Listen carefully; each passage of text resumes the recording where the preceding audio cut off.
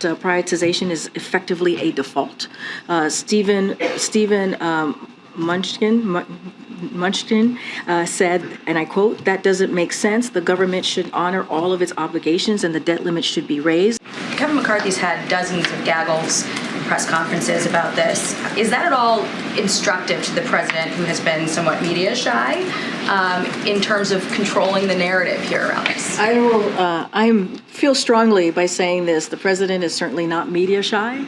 He would disagree with that characterization of him. He has been talking about, he spoke to this. Poll shows 60% of Americans are looking for or would support cuts to spending along with raising the debt limit.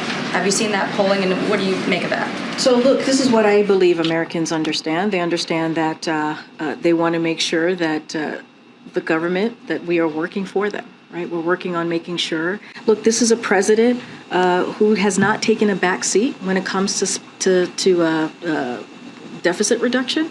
$1.7 trillion that he's been able to cut the deficit by in the first 2 years. That is a historic record. You put that on top of the $3 trillion over the last 10 years in that budget that he put out on March 9th. This is a president who understands how important. What do you all make of Hillary Clinton defending Dianne Feinstein over questions about her age, but not defending President Biden for the same questions about his age? So I have not heard these comments, so I can't speak to it. Okay. Help Americans understand what will practically happen on X day. There will still be money left. What is the rate of the cash flow, and where will the money be prioritized? Whether it's Medicaid checks, Social Security checks, what happens on that day? So as I've said, look, that's not the as you speak to prioritization. That is not the plan. It is a recipe for economic catastrophe. It would throw the economy into chaos. So just want to be really clear about this. If I've left you with any doubt about House Republicans' priorities in just a few hours, all you got to do is check yourself. House Republicans will vote on a resolution to block President Biden's plan to provide up to $20,000 in student debt relief to borrowers. The president's plan is a good one.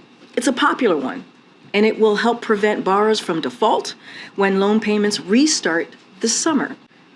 To the more than 40 million eligible student borrowers who are eagerly waiting to learn about the fate of their debt relief, I urge you to tune in today's vote to watch which Republican lawmakers shamelessly vote against debt relief for you after having their own loans forgiven.